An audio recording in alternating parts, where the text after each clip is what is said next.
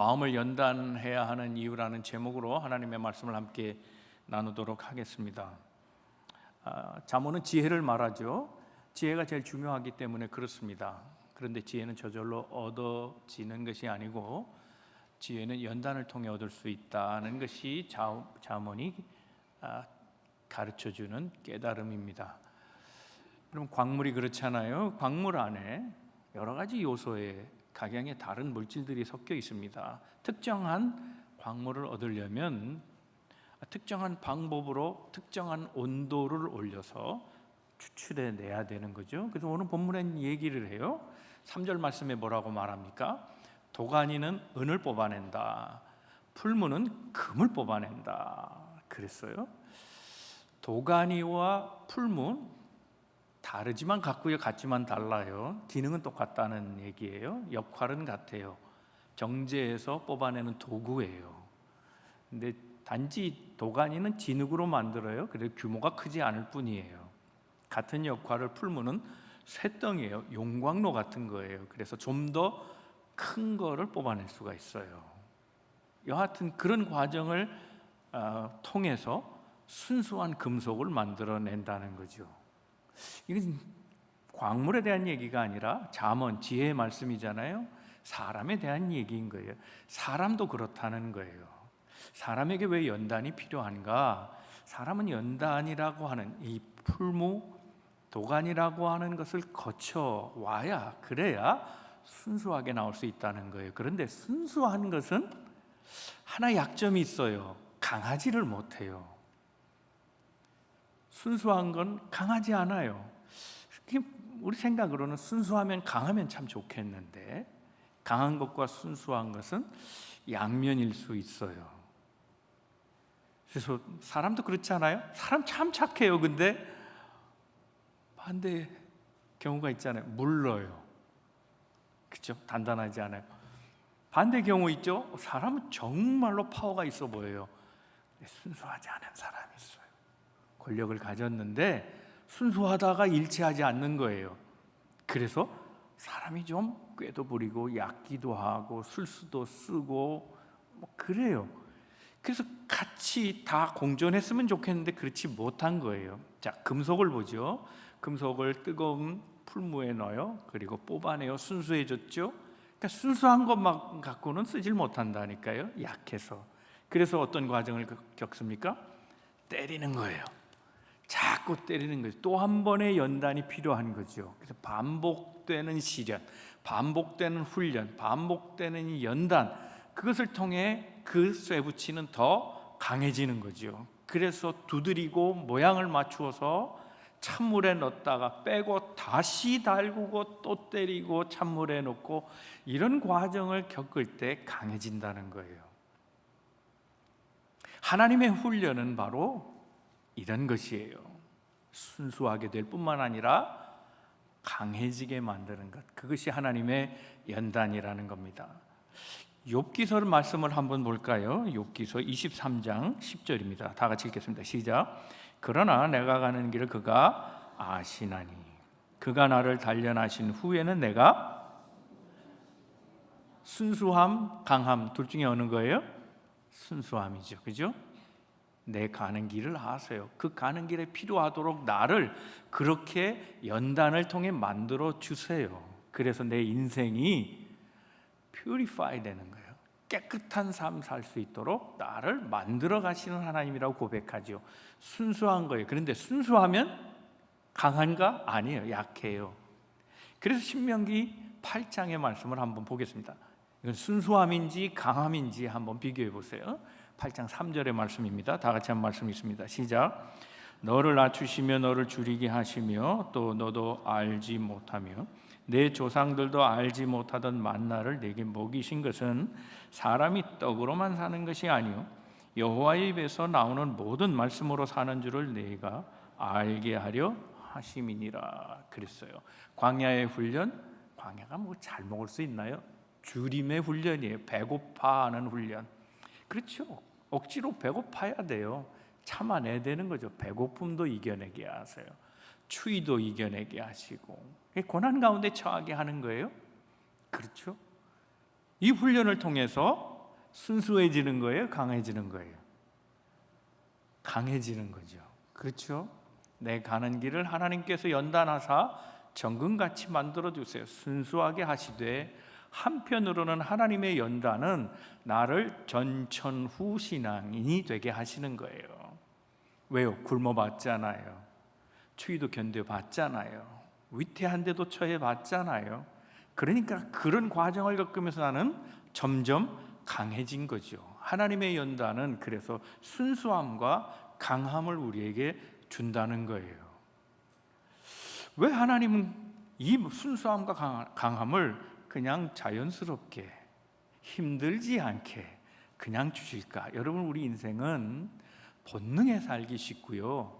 우리 인생은 우리 생각을 관리하지 않으면, 영적인 눈을 뜨지 않으면 어리석음 속에 살아갈 수밖에 없어요. 그래서 껍질 속에 살아요. 껍질이 난지 내가 껍질인지, 이건 성경은 아니에요? 그런 노래 있지요. 근데 껍질 속에서 울고 있어요. 눈물이 난지 내가 눈물인지. 그렇죠. 깨야 되는 거죠. 그 깨는 과정이 훈련이라는 거예요. 연단이라는 거예요. 시련이라는 거예요. 고난이라는 거예요. 그걸 통해서 껍질이 깨어져야만 그 아래서 나오고 자유가 있는 거죠. 인생은 어떻게 보면 본능을 따라 살아가요. 돼지의 속성을 보세요. 땅만 보죠. 땅의 것만 코를 박고 냄새 맡고 그래서 헤쳐서 얻어 먹으려고 하죠. 돼지는 척추가 이게 굳어져 있잖아요. 목뼈가 굳어져 있어서 안 펴진대요. 그러니까 하늘을 못 보죠. 돼지가 하늘을 볼 수 있는 방법은 유일하게 뒤집힐 때 가능한 거죠. 그 뒤집힘이 뭐겠어요? 고난인 거예요. 훈련인 거예요. 하나님이 왜 우리에게 그런 연단을 주시려고 할까? 연단 자체는 힘들어요. 알을 깨는 것은 아파요. 뒤집히는 것은 고난이에요. 힘들어요. 버티기 어려운 거예요. 그렇지만 그걸 통해서 새로운 걸 보게 하시고 새로운 걸 알게 하신 하나님의 뜻이 있다는 거죠. 그래서 같은 장 16절에, 신명기 8장 16절에 우리에게 연단을 주시는 광야 생활, 그 훈련을 통해서 우리에게 주시려는 하나님의 진실한 의도가 거기 담겨져 있습니다. 16절의 말씀 한번 같이 읽어보죠. 시작. 내 조상들도 알지 못하던 만나를 광야에서 내게 먹이셨나니 이는 다 너를 낮추시며 너를 시험하사 마침내 내게 복을 주려 하십니다. 그랬어요. 하나님이 우리에게 연단을 시키시는 이유는 뭐냐? 지혜를 알게 하시는 거예요. 왜요? 그 지혜를 가져야 복된 인생이 되기 때문인 거죠. 어리석은 인생은 본능으로 살아요. 육체 가운데 살아요. 육체라는 껍질 속에 살아요. 그것이 전부인 줄 알고 살아가지요. 그래서 하나님은 말씀하시는 거예요. 사람이 떡으로만 살 것이냐? 그건 육적인 삶을 말하는 거 아니겠어요? 아니라는 거예요. 영적인 삶이 있다는 거예요. 지금 어리석은 사람은 복이 무엇인지 모른다는 거예요. 그 연단을 통해 깨는 과정, 그 훈련의 과정을 통해서 새로운 삶이 있음을 봐라. 그거죠. 그걸 볼 줄 아는 것이 지혜자라는 거예요. 그래서 우리에게 지혜를 주시기 위해서 하나님이 연단의 과정을 주셨다는 겁니다. 그렇다면 구체적으로 하나님께서 연단이라는 걸 통해서 우리에게 알게 하시려는 지혜가 무엇인가 다 말씀드리기 어렵지만 오늘 우리가 함께 읽은 잠언 17장 1절에서 8절까지에 나오는 지혜, 그 지혜가 무엇인가를 살펴보고 우리도 영적인 눈을 떠서 시련과 연단, 그게 우리에게 때로는 아픔을 주지만 하나님이 원하시는 뜻, 그 복 있는 인생이 되기 위하여 하나님께서 우리에게 알게 하시려는 그 지혜의 참 가치를 발견하고 지혜 있는 인생으로 살아가는 우리 만남의 모든 성도들 다 되시기를 주님의 이름으로 축복합니다. 첫 번째 이유입니다. 화목이 중요하다는 걸 알게 하시는 거예요. 화목. 사람이 본능으로 살면 본능적으로 추구하는 것이 있어요. 우리 세상 삶이 그렇잖아요. 돈, 권력, 명예예요. 그렇죠? 거기에 매몰되기 때문에 세상은 그게 제일 중요해. 돈 없으면 인생 아무것도 아니야. 힘이 있어야지. 힘 없으면 인생이 비굴한 거야. 그렇죠? 명예가 필요한 거야. 사람이 자존심이 있지, 뭐 그거잖아요. 우리 대충 그런 범위 속에 살아가요. 근데 하나님이 알게 하시는 것이 있어요. 그보다 더 중요한 것이 있다. 근데 이거는 본능을 쫓아가는 인간에게는 몰라요. 껍질이 한번 깨져봐야, 돼지가 한번 뒤집혀봐야 그때 알게 되는 것이 있다는 거예요. 그게 화목이라는 거예요. 1절 말씀 우리 한번 다 같이 읽어봅니다. 시작. 마른 떡 한 조각만 있고도 화목하는 것이 제육이 집에 가득하고도 다투는 것보다 나으니라. 제육이라 그랬어요. 여러분 제육볶음 좋아하세요? 그렇죠. 제육 보고 살아가죠. 반찬이 많으면 얼마나 좋아요, 그죠? 근데 반찬 많은 집에 다툼이 있다고 생각해 보세요. 그 밥맛이 나나? 그게 맛있겠어요? 기름진 걸 먹는다고 해도 부부가 싸우고 자식이 싸우고 부모 자식이 싸우고 그런 난장판이 식탁이라면 제육이 무슨 소용이 있겠어요? 온갖 고기가 있어도 아무 의미 없잖아요. 내가 추구하는 것보다, 내가 생각하고 살아가는 것보다 더 중요한 것이 있다. 화목한 삶이다라는 거예요. 그 화목이 중요한 것을 보게 하신다는 거예요. 여러분 작은 공동체 그리고 그걸 확대해서 큰 공동체, 제일 중요한 건 뭐냐? 분쟁 없는 삶이에요. 여러분 개인 한 몸을 봐도요, 개인의 몸에 암의 신호는 통증부터 시작해요. 그리고 여러분 통증 관리가 잘 돼야 돼요. 통증은 왜 일어나요? 뭐 의사 약사 여기 다 계신데 왜 일어나요? 좋은 세포와 나쁜 세포가 싸우니까. 좋은 균과 나쁜 균이 싸우는 거죠. 그 전쟁이에요. 내 몸 안에서 전투가 일어나기 때문에 그 전투의 현장에서 어디엔가 그 현장이, 전투의 현장이 다 다르죠. 어떤 사람은 머리에서 고통이 올 수 있고, 손에서 통증이 올 수 있고, 엉덩이에서 통증이 올 수도 있잖아요. 그렇죠. 분쟁이에요. 내 몸 안에 분쟁이 일어나면 성장도 멈추고 생명이 줄어들어요. 그 죽음으로 가는 신호가 되기도 하는 거죠. 가정이 그렇고요, 교회가 그렇고요, 나라가 그래요. 여러분 한국 사람들은 행복을 느끼기 어렵다. 지난번 설교했잖아요. 기억나시죠? 근데 구조적으로 우리는 그렇게 살아요. 한반도라고 하는 걸 생각해 보세요. 지정학적으로 강대국 틈에 있어요. 그렇죠? 여러분 쉽게 생각해 보세요. 내가 비행기 이코노믹석에 이제 타게 됐는데 내 옆에 만 200파운드 되는 사람이 앉아 있어요. 죄송합니다. 200파운드 되시는 혹 계시면 조병훈 집사님 이렇게 하죠. 그리고 옆에는 아이를 들은 어떤 뭐 차도로 딱 하고 이제 모슬렘 교도 같아요. 이제 그분 아이를 얹고 이렇게 애가 있으니까 이렇게 그 중에 가운데 끼어서 만약에 장시간 비행을 한다면 어떻겠어요? 편하겠어요? 불편하겠어요? 이건 내 경험이라고 말씀 안 드릴게요. 우리나라가 그렇게 살아요. 강대국에 끼어갖고 불편하게 살아요. 언제 강대국이 우리를 침범해 올지 몰라요. 우리나라는 산이 많아서 문제이기도 하지만 산 때문에 산 나라예요. 침략을 몇 번 받았어요? 980번. 근데 산이 있어서 정복하기가 어렵대요. 남은 한 번도 쳐보지 못하고 남의 공격만 당하고 살았어요. 늘 불안하지요. 지금도 남과 북이 전쟁 중에 휴전 상태예요. 사회 속에 지금 이념 문제로 완전히 갈라져 버렸어요. 통증을 앓고 있다고요. 분쟁의 소리가 나고 있다고요. 세대 간엔 소통도 되지 않아요. 엄청난 생각의 차이가 있어요. 그런 속에 한국 사람이 행복을 느끼고 살아간다고요? 평화를 맛본다고요? 어렵다고요. 한국이 올해 경제 순위가 세계에서 13위랍니다. 대단하죠?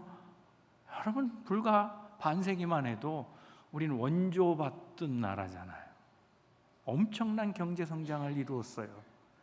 그런데 행복 지수에 있어서는 선진국이 아니에요. 10점 만점에 6.04래요. 그러니까 10점에 6점이에요. 겨우 낙제점, 이제 60점, 겨우 그렇게 되는 거예요. 행복하지 않다는 거예요. 여러분, 경제 13이면 그래도 물질로는 괜찮다는 거 아니에요? 그러니까 행복은 물질과 비례하지 않아요. 평화는 물질하고 비례되지 않는다는 거예요. 우린 그렇게 살아요. 그런데 그런 속에서 살아가는 우리가 무엇을 해야 되느냐 하는 거예요. 이게 영적인 눈으로 평화를 만드는 사람, 화목을 만드는 사람이 아니라면 우리는 저절로 화목을 누리는 민족, 화목을 누리는 시민, 화목을 누리는 개인이 될 수 없다는 걸 얘기해 주죠.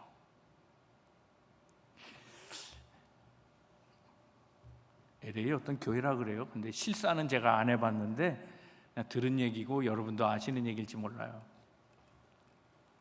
어떤 목사님이, 젊은 목사가 이제 새로 부임해간 교회가 너무 많이 싸웠대요. 그래가지고 이제 목회자가 이제 바뀌고 부임하게 됐는데, 이 새로운 목사가 이렇게 신방해보고 만나보니까 교인들이 너무 좋더래요.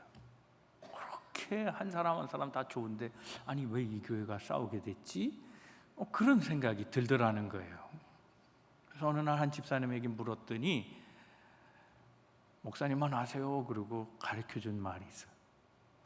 무슨 얘기를 했는가 하면 열심을 내다 이렇게 됐습니다. 그래요. 열심히 일해 보려다가 싸우게 됐다는 거예요. 분쟁의 이유는 다른 데 있지 않아요. 내가 너무 드러나 보인 거예요. 그래서 목사님이 고민하면서 그 주간 설교를 준비하다가 주일날 그렇게 설교를 했다는 거예요. 여러분, 한 3년 동안 잘하지 맙시다. 잘하자는 설교를 첫 설교로 한 게 아니고 잘하지 맙시다를 설교했다는 거예요. 그랬더니 얼마 되지 않아 교회가 평안해지더라는 거예요. 잘하지 맙시다. 여러분, 열심을 내고 잘하려다가 남의 자리 슬쩍 밀어내요. 자기가 드러나야 되니까. 그러면 밀린 사람은 가만히 있겠어요? 들이받으려고 하지요. 그러다 싸우는 거예요. 화목의 원리가 여기에 나와요. 이런 부정적인 예를 통해서 뽑아낼 수 있는 공식이 있어요. 그건 뭐냐? 화목은 무엇으로 만들어지느냐? 희생과 죽음이에요. 그게 없으면 절대로 화목되지 않는다는 거예요. 로마서 5장 10절 말씀에 주님 말씀이 이렇습니다. 한번 말씀 같이 읽어봅니다. 시작. 곧 우리가 원수 되었을 때에 그의 아들의 죽으심으로 말미암아 하나님과 화목하게 되었은즉 화목하게 된 자로서는 더욱 그의 살아나심으로 말미암아 구원을 받을 것이니라. 그리스도를 설명하고 있죠. 바울의 얘기가 뭡니까? 주님이 죽으심으로 우리를, 하나님과 원수 되었던 우리를 화목하게 하셨다는 거예요. 화목의 이유 뭐예요? 죽으심이에요.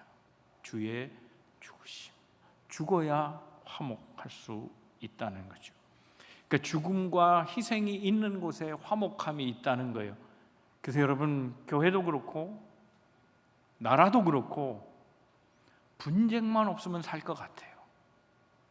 싸우지만 않아도 괜찮을 것 같아요.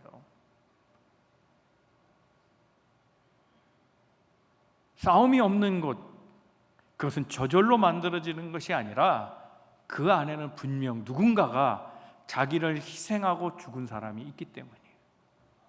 동산에 아무 문제가 없습니다. 아무 문제 없다라는 것이 그저 일상의 말처럼 들리겠지만 당연한 거로 받아들이면 안 돼요. 아무리 없는 이유는 누군가가 그 동산을 위해서 희생하고 자기를 죽인 거예요. 자기를 살려고 하니까, 나를 살리려고 남을 죽이는 경우가 얼마나 많아요. 여러분, 무역도 전쟁이라 그러잖아요. 나는 손해보는 장사 싫어. 나는 덕을 봐야 돼. 나는 돈을 더 벌어야 돼. 그러니 너는 관세를 더 내. 그건 전쟁을 불러오는 거예요. 다툼을 불러오는 거라고요. 그렇죠. 세계의 전쟁이 왜 일어나요? 네가 죽어야 내가 살기 때문이에요. 만약 내가 죽고 내가 산다면 세상은 전쟁하지 않을 거예요. 총칼로 싸우는 전쟁, 돈으로 싸우는 전쟁 하지 않을 거라고요. 오늘 우리가 왜 지혜를 얻어야 합니까? 그 지혜의 눈을 떠서 사람은 돈으로 사는 것 아니요 떡으로만 사는 것이 아니라고. 그래서 정말 사람이 추구해야 될 것이 있다라고 하는 것을 알아야 되는 이유가 뭡니까? 세상엔 그 무엇보다 화목이 중요하다는 거예요.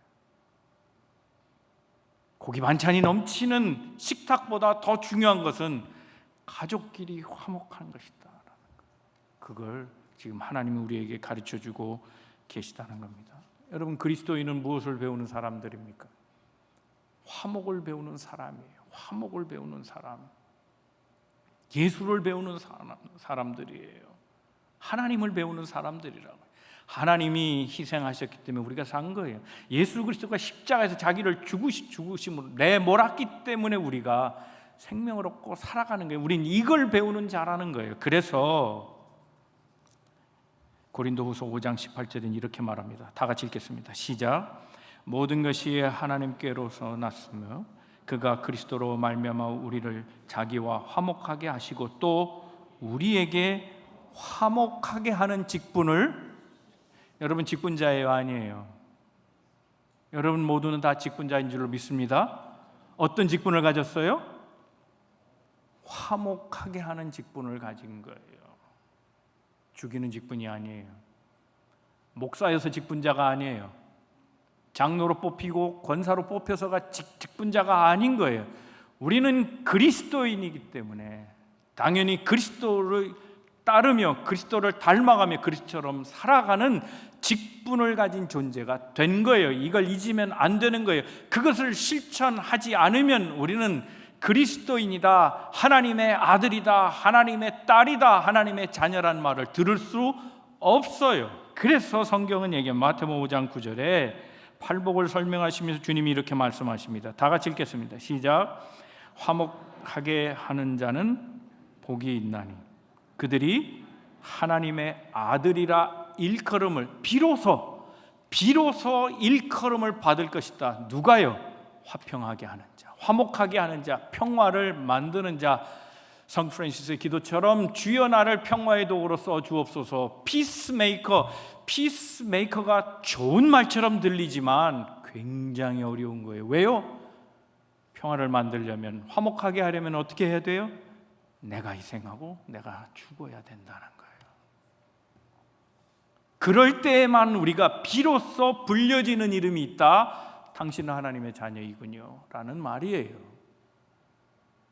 화목하게 하는 직분을 가졌는데 희생과 죽음이 내 삶에서 없다면 나는 하나님의 자녀가 아닌 거예요. 그러므로 우리는 하나님 앞에 이런 사명을 가지고 기도해야 할 겁니다. 주여 나를 평화의 도구로 써주셔서 내가 있는 곳이 화평하게 하옵소서. 그것을 위해서라면 나의 희생과 죽음도 마다하지 않겠습니다. 주여 나를 평화의 도구로 써 주옵소서. 이걸 아는 눈이 필요한 거예요. 지혜가 필요한 거예요. 그래서 하나님의 연단을 통해 눈을 떠 화목이 중요한 거구나. 그걸 알고 그 직분에 맞게 살아가는 사람, 그것을 하나님의 자녀라 말할 수 있는 거지요. 그러므로 여러분 은혜 충만히 받은 성도일수록 이 사명을 잊지 말아야 돼요. 마태복음 18장에는 거기 1만 달란트 빚진 자 얘기가 나와요. 1만 달란트 어마어마한 돈이에요. 여러분 한 달란트가 어느 정도인가 하면 16년치 월급이에요. 보통 큰 게 아니죠.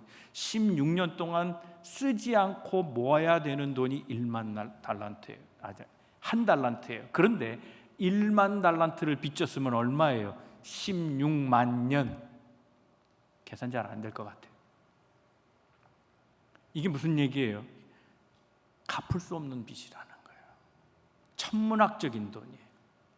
평생 일해도 갚을 수 없는 돈, 그것을 빚졌는데 탕감해 주었다는 거예요. 이 탕감을 받고 얼마나 기뻤겠어요. 은혜를 받은 거죠.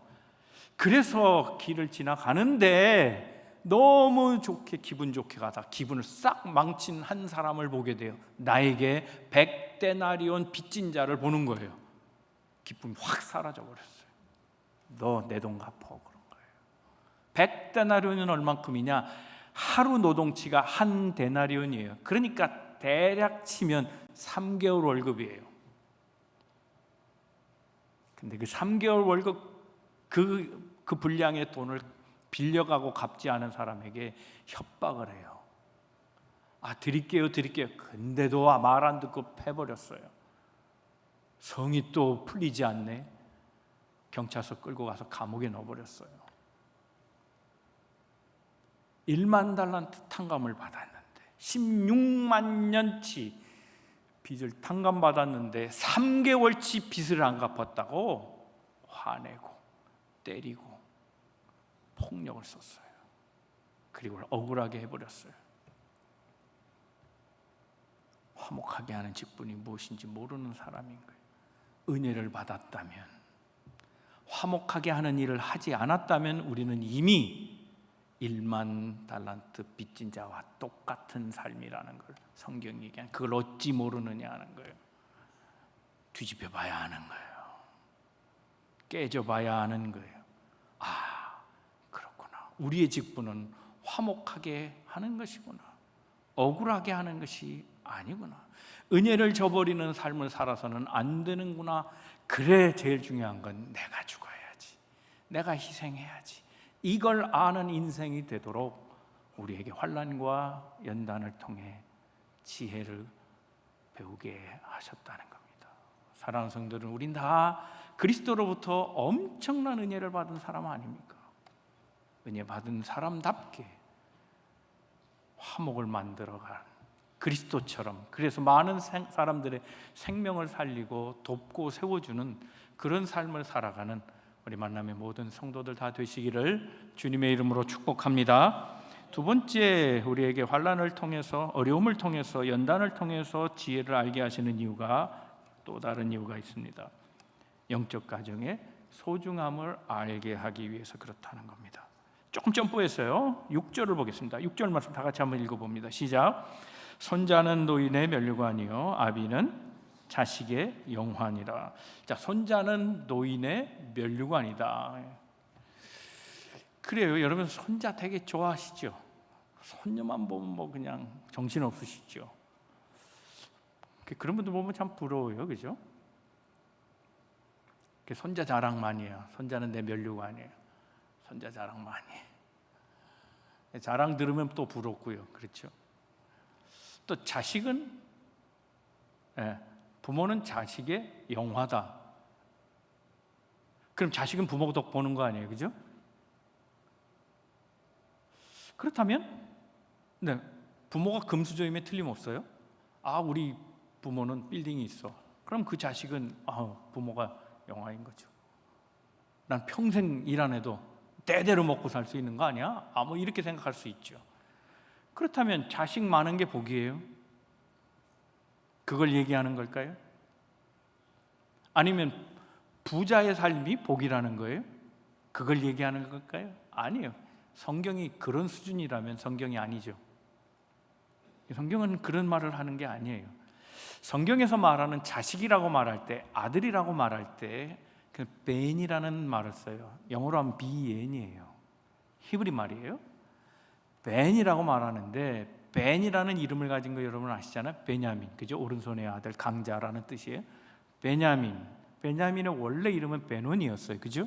베논이 슬픔의 아들, 고생하는 아들, 그런 뜻이었어요. 그러니까 아들이라고 말할 때 벤이라는 말을 앞에 붙여요. 그렇죠? 베남미, 그렇죠? 벤하닷, 이게 다 벤이라는 게 누구의 아들이라는 뜻이에요. 아들. 그런데 손자도 벤이라고 써요. 아들인데 왜 손자도 벤이라고 쓸까? 그러니까 성경은 거기에 의미가 있어요. 혈육의 아들을 말하는 게 아니라는 거예요. 민족의 아들, 모든 이의 아들, 특별히 하나님의 아들, 영적인 아들을 말할 때 벤이라고 하는 의미로 다 사용하는 거예요. 이해가 되시죠? 그러니까 여러분, 우리가 영적인 가족, 내 혈육의 자식만 알고 살아가기 쉽기 때문에 하나님은 나를 뒤집어 놓고 왜 내 자식만 보고 살아가냐 하는 거예요. 내 눈엔 영적인 자식이 안 보이냐, 하나님의 자녀될 자들이 안 보이느냐, 그걸 알게 하시느라고 우리에게 연단을 주셨다라는 거예요. 여러분, 사도 바울의 예를 들어보죠. 사도 바울은 결혼하지 않았어요. 왜 그가 결혼하지 않았는가? 그는 결혼에 대해서 무용하다고 생각했기 때문인가? 아니에요. 아마 예수님이 아니었으면 그는 결혼했을 거예요. 예수님 때문에 결혼을 안 해요. 주께서 돌아오신다 그랬거든요. 그래서 임박한 환난과 사역의 특성 때문에, 다시 말하면 곧 종말이 임한다고 생각했기 때문에, 그러면 우리가 결혼하고 장가 시집 가는 거 이런 데 마음 두면 안 되지 않느냐? 곧 주님이 오시는데 그때 내일 보다가 하나님 맞으면 부끄럽지 않은가? 그래서 결혼보다는 주의 일에 집중하는 것이 좋겠다. 그게 종말의 때를 살아가는 성도의 모습이다. 그렇게 생각한 거예요. 그래서 결혼했느냐? It's okay. 근데 지금 결혼 안 했느냐? 주님이 곧 오시거든. 그래, 안 했으면 좋겠다. 그런 얘기지. 결혼에 반대하는 사람은 결코 아니라는 거예요. 그렇다면 영적인 측면에서 사도 바울에게 자식이 없었느냐? 아니에요. 육신의 자식은 결혼하지 않았기 때문에 없어요. 그러나 그에게는 무수한 영적인 자녀들이 있어요. 주 안에서 얻은 아들 디모데에게, 믿음의 아들 디도에게. 그렇죠. 여러분, 구레네 사람 시몬 얘기 아시죠? 예수님의 십자가 대신 지었던, 잠깐이나마 대신 지었던 구레네 사람 시몬. 그 시몬의 아내가 알렉산더 루포의 어머니예요. 구레네 시몬은 예수와의 그 짧은 인연을 통해서 믿는 자가 돼요. 초대교회에 큰 일을 했던 것 같아요. 그래서 사도 바울은 루포와 함께 사역하는데 그의 어머니, 즉 구레네 사람 시몬의 아내에게 문안할 때 이런 얘기를 합니다. 로마서 16장 13절에 주 안에서 택하심을 입은 루포와 그의 어머니에게 문안하라. 그의 어머니는 곧 내 어머니다. 그래요. 혈육의 문제인가요? 아니잖아요. 믿음 안에서 어머니인 거예요. 영적인 어머니가 된 거죠. 그러니까 사도 바울에게는 영적인 자식, 아들, 딸이 있었고요. 영적인 부모, 어머니가 있었고 아버지가 있었던 거예요. 사도 바울에게는 육신의 혈육으로는 낳은 자식은 없지만 보다 더 큰 범위에서 많은 영적인 사람들을 얻게 되었다는 겁니다. 특별히 데살로니가 전서 2장 19절에 이렇게 얘기합니다. 우리의 소망이나 기쁨이나 자랑의 면류관이 무엇이냐? 그가 강림하실 때에 우리 주 예수 앞에서 너희가 아니냐? 즉 데살로니가 교인 전체를 너희가 면류관이다 라고 말하고 있어요. 네가 나의 자손과 같다, 그런 얘기예요. 너희 나의 벤이다, 그런 얘기예요. 사도 바울은 자녀가 많았어요. 그런 의미에서. 그렇죠. 시편 127편에 그 마지막 절에 뭐라고 말합니까? 화살통 안에 화살이 많이 들어가 있으면, 꽉 차 있으면 복이 있다는 거 아니에요. 여러분, 요즘은 자식을 그렇게 많이 낳나요? 안 낳잖아요. 그리고 그 전통, 그 화살통에 많이 채울 사람도 없어요. 영적인 의미로 봐야 돼요. 그리고 여러분에게 질문하고 싶어요. 여러분의 자녀는 몇 명입니까? 혈육이 아니에요. 눈을 돌려보세요. 영적 가족을 생각해 보세요. 참 지혜로 보세요. 여러분에게 영적 가족이 몇 명입니까? 여러분의 자식은 몇 명이에요? 아들은 몇 명이고 딸은 몇 명이에요? 이거 물어야 된다는 거예요. 예수님도 그렇게 말씀하셨죠. 마태복음 12장 50절엔 이렇게 말씀하십니다. 누구든지 하늘에 계신 내 아버지의 뜻대로 하는 자가 내 형제요 자매요 어머니나 하시다. 예수님도 육적인 혈육을 얘기하지 않았어요. 영적인 혈육이 누가 내 가족이냐는 거예요. 누가 내 형제냐, 내 자식이냐, 내 어머니냐 얘기하고 있죠.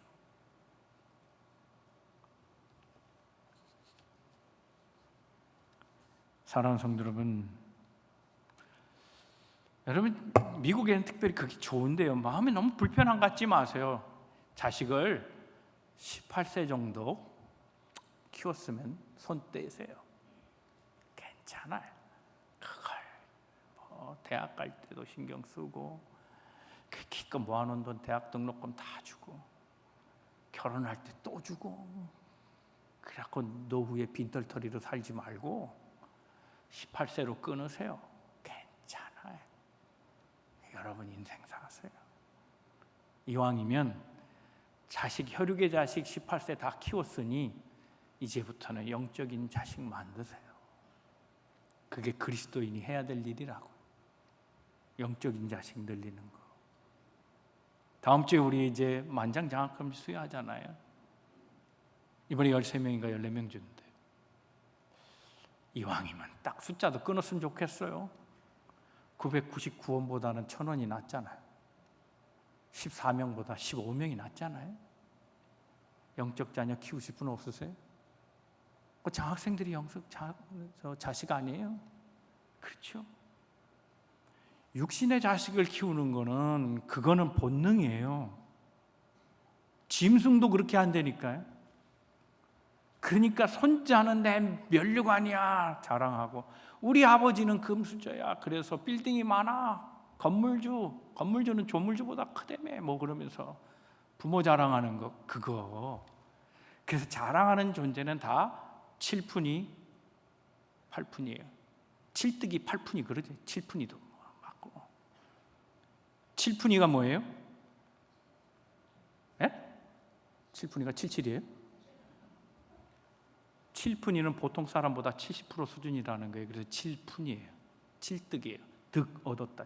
7개. 평균보다 70%밖에 안 된다는 거예요. 8푼이는요.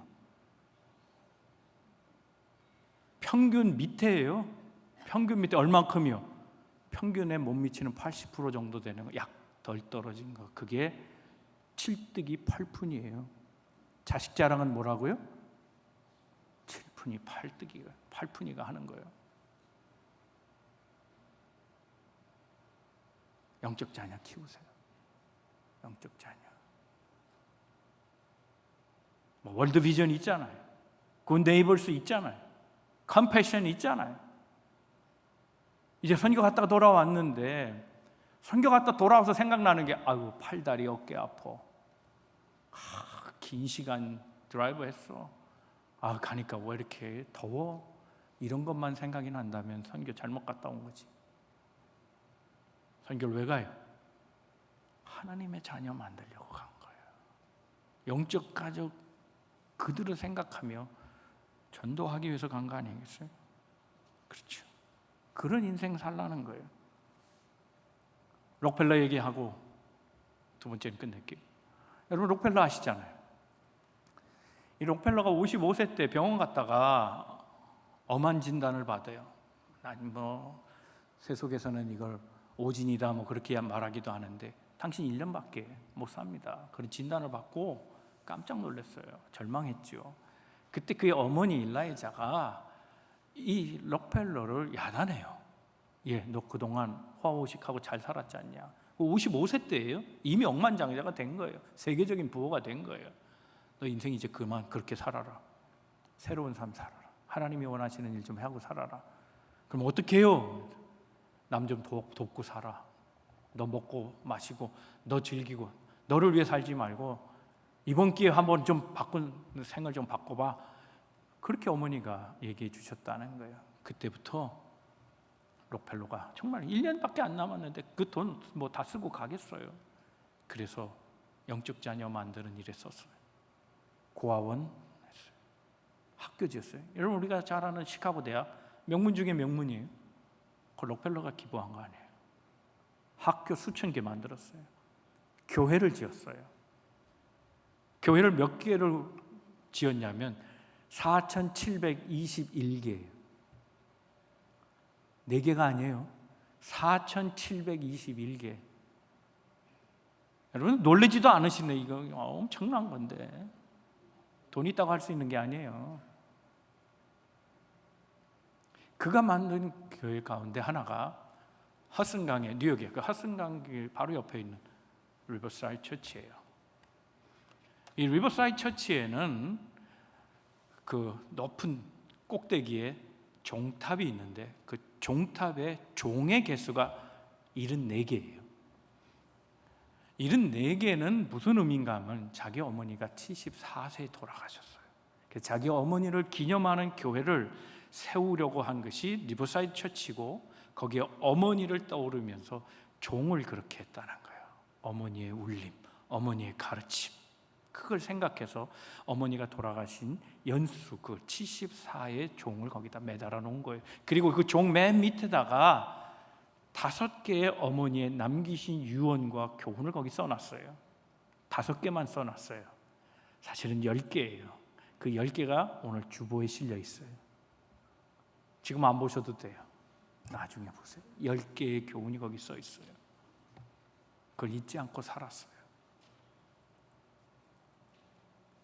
그가 혼자 거부가 되었다면 그는 인생을 혼자 마감했을 거예요. 그러나 그 어머니의 교훈대로 삶을 바꾸니 수많은 영적인 가정이 일어나는, 고아원을 통해 수많은 자식을 얻게 됐어요. 학교를 통해 수많은 자식을 얻게 됐어요. 교회를 통해 수많은 영적인 가족을 얻게 됐다는 겁니다. 인생은 이렇게 살라는 거예요. 록펠러, 그 연단, 그 깨짐, 죽음의 선언, 이것을 통해서 그는 인생의 전환을 이뤘다는 거예요. 어리석은 인생은 여전히 본능으로 살아가죠. 그러나 사람은 떡으로만 사는 것이 아니고 영적인 삶을 살아야 된다. 그 영적인 삶을 사는 사람은 영적인 자녀가 보인다는 거예요. 그래서 하나님 우리에게 지혜의 눈을 뜨게 하시고 육신의 자녀에 머무르지 말고 영적인 가족을 생각하며 살라고 우리에게 연단하신다는 거예요. 사랑하는 성도 여러분에게 어떤 연단이 있습니까? 어떤 깨달음이 있습니까? 그 깨달음을 통해 여러분 생이 육적인 삶에서 영적인 삶으로 전환되기를 주님의 이름으로 축복합니다. 영적인 자녀들이 눈에 보이시고 우리 교회 안에 모든 학생들은 남의 자식이 아니라 다 내 자식인 것을 품고 교회 밖에 있는 많은 사람도 영적 자녀가 될 가능성이 있는 존재로 보면서 저들을 살리고 후원하고 생명을 주는 그런 일에 쓰임받는 우리 만남의 모든 성도들 다 되시기를 주님의 이름으로 축복합니다. 마지막 3번째, 하나님의 은혜를 끼치는 사람이 되어야 됩니다. 자, 2절 말씀 한번 다 같이 읽어봅니다. 시작. 슬기로운 종은 부끄러운 짓을 하는 주인의 아들을 다스리겠고 또 형제들 중에서 유업을 나누어 얻으리라 그랬습니다. 정리를 하면 이런 얘기입니다. 간단하게 말씀을 드릴게요. 사람은 좋은 영향력을 끼치고 살아가야 된다는 거예요. 그런데 좋은 영향력을 끼치고 살아가려면 자의식부터 건강해야 된다는 거예요. 그런데 자기 자신에 대해서 긍정적인 생각을 하지 않으면 그러면 남을 도울 수 없다는 거예요. 좋은 영향을 끼칠 수 없다는 거예요. 도리어 그걸 가지고 남을 해하고 남을 낮추고 남을 죽이는 삶을 살고 사회를 망가뜨린다는 거예요. 그래서 건전한 자아의식을 갖는 것이 중요하다는 거예요. 당신 신분사회예요. 변할 수 없는 것이 신분이었어요. 그러니까 상류층으로 태어나면 상류층인 거고 노예층으로 태어나면 노예인 거예요. 그런데 이것을 뒤집어놓는 혁명적인 생각이 이 잠언 속에 있는 거예요. 뭐라고 말합니까? 주인의 아들이 못된 짓 하면 지혜로운 종이 그 주인의 아들을 다스릴 수 있다는 거예요. 그렇죠. 고정관념에 쌓이면 절대로 노예는 주인의 아들을 컨트롤할 수 없어요. 그런데 지혜는 할 수 있다는 거예요. 지혜자는 환경이나 제도나 관습이나 그 어떤 것도 다 초월할 수 있다는 것을 얘기해 주는 거죠. 그러니까 지혜를 가지면 승리자가 되는 거예요. 그걸 보여주는 것이 요셉의 일생이라는 거예요. 요셉은 모함을 받고 억울한 삶을 많이 살았잖아요. 그렇죠? 노예로 전락해요. 감옥까지 가게 돼요. 감옥에서도 배신당해요. 기다림의 시간이 오랫동안이었어요. 계속 환난과 어려움 속에 있었지만 그런 지혜자였어요. 하나님이 함께 하셨고 그런 그 지혜를 가지고 삶을 역전시켜내죠. 국무총리까지 되잖아요. 인생은 지혜가 바꾸는 것이지 제도나 신분이나 형식이 사람을 만들어가는 게 아니라고 얘기하고 있는 거예요. 그걸 알라는 거예요. 그래서 지혜를 가지고 신세한탄하고 푸념하고 그래서 오히려 남을 못되게 만드는 그런 삶 살지 말라는 거예요. 오히려 남을 도와주고 세워주고 그리고 삶을 오히려 풍요롭게 만드는 일에 일조하는 좋은 영향력을 끼치는 사람이 되라는 거예요. 그래서 하나님의 은혜를 끼치는 사람이 되라고 지혜를 우리에게 알게 하신다는 거예요. 우린 벽이라고 느끼는 것이 있어요. 어쩔 수 없는 벽이라고 느낄 수 있는 것이 있지만 그러나 담쟁이는 그 벽을 타고 올라간대. 조만간 담이 다 푸르러진다는 거예요. 어찌할 수 없는 것, 그 신분이라고 생각하고 가난의 문제라고 생각하고요. 스스로를 자기를 낮추면 남을 도울 수 없다는 겁니다. 그러면서 이런 얘기를 하죠. 그러면 덕을 끼치는 삶, 유익한 삶은 뭐냐? 첫째는 아주 작은 것, 네거티브한 것부터 시작해요. 가난한 자를 멸시하지 말라는 거예요.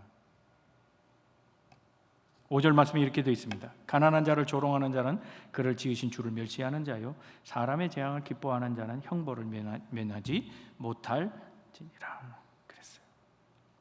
여러분, 가난한 자를 무시하지 말래요? 여러분, 왜 사람은 가난한 자를 무시할까요? 가난한 사람 자신도 그렇게 느낄 때가 있어요. 왜 그럴까요? 심리학자들은 이런 얘기를 해요. 가난한 자를 무시하는 이유가 자기 속에 있대요. 세상은 공정한 거라고 믿고 싶은 마음이 있대요. 세상은 공정해요? 공정하지 않죠. 근데 그렇게 믿고 싶은 열망이 있다는 거예요. 왜? 그래야 가난한 자 욕할 수 있어요. 다시 말하면 저 사람이 가난한 이유가 뭐냐? 게을러서 그렇다는 거예요. 무능해서 그렇다는 거예요. 공부 안 해서 그렇다는 거예요.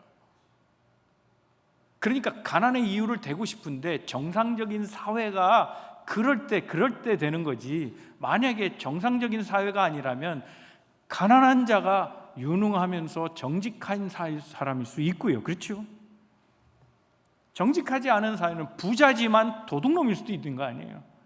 그러면 자기 논리가 안 서는 거예요. 가난한 사람을 비난할 수 없어요. 그 중에는 정직한 사람도 있고, 그렇죠? 유능한 사람도 있을 수 있으니까 사회 구조적인 문제로 인해서 그럴 수밖에 없다. 뭐 그렇게 전제된다면 내가 저 사람 비난할 수 없잖아요. 그러니까 비난하는 사람 마음속엔 사회가 정상적으로 작동한다는 것을 마음에 갖고 있다는 거예요. 그렇지 않은 사회일지라도. 그래서 저 사람의 가난은 실패로 규정하고 싶은 거예요. 그래서 멸시하는 거죠. 너는 네가 치르는 거야. 그래, 가난한 거야. 그렇게 만들어 버린다는 거예요. 또 하나 더 중요한 심리가 있다는 거예요. 자기 방어예요. 내가 가난한 사람의 연민을 느끼면 나도 언젠가는 저 위치가 되겠지 하는 그런 생각을 하는 거예요. 그건 끔찍해요. 그러니까 완전히 가난한 자를 타자로 인식해버리고 그래서 그 사람을 향해 공격한다는 거예요. 그래서 나와 다르다고 하는 그런 생각, 거기에서 안도감을 느낀대요. 그래서 남을 비난한다는 거예요. 가난의 문제만 그렇겠어요? 그렇지 않잖아요.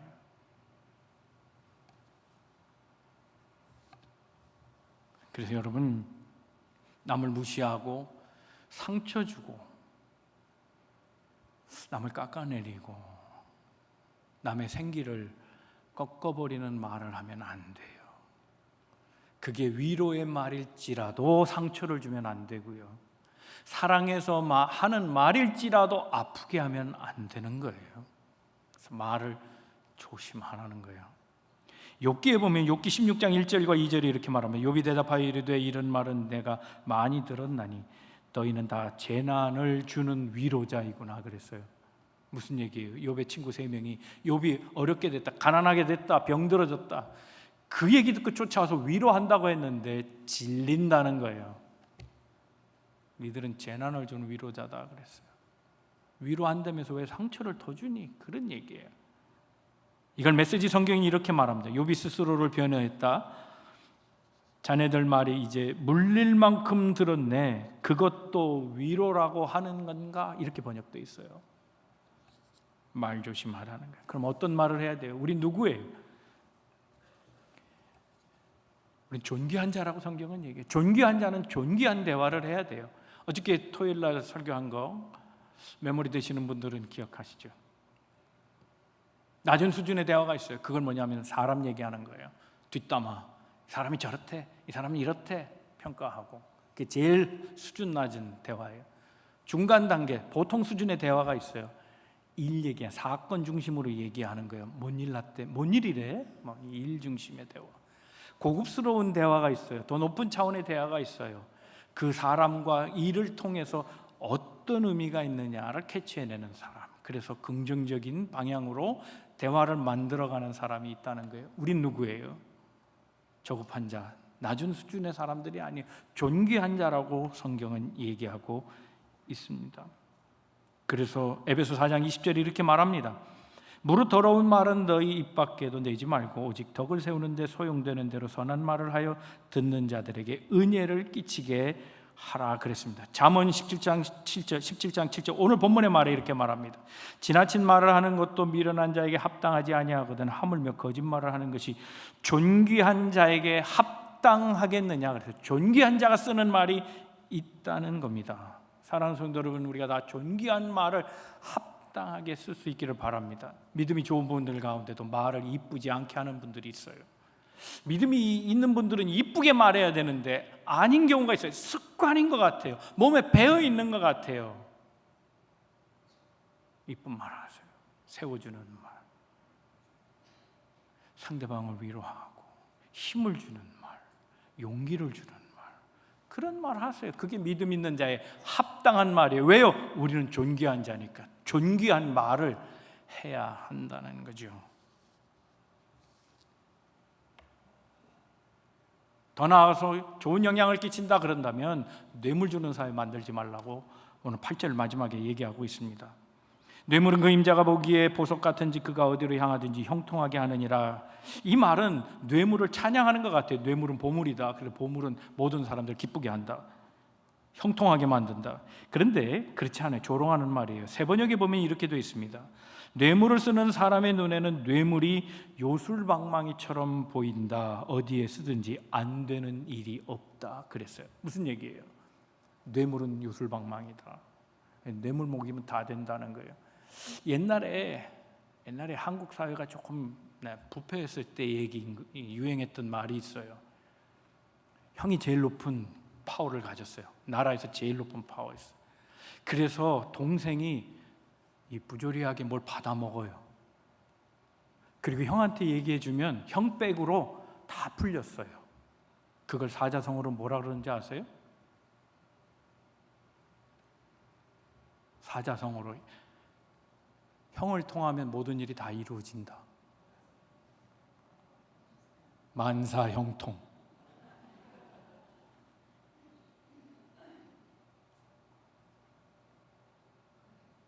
그리스도인은 뇌물 사회가 만들면 안 돼요. 여러분 거짓 종교들 보세요. 통일교, 신천지, 지금 한국 사회에 뇌물 주고 다 망가뜨렸잖아요. 작은 그리스도인 하나 모여서 기독교가 되는 거 아니에요? 우리 그리스도인이 마땅히 해야 될 일이 뭐예요? 뇌물 주고 어지럽히는 사회. 만사형통은 뇌물이 아니고요. 하나님이 주셔야 하는 거예요.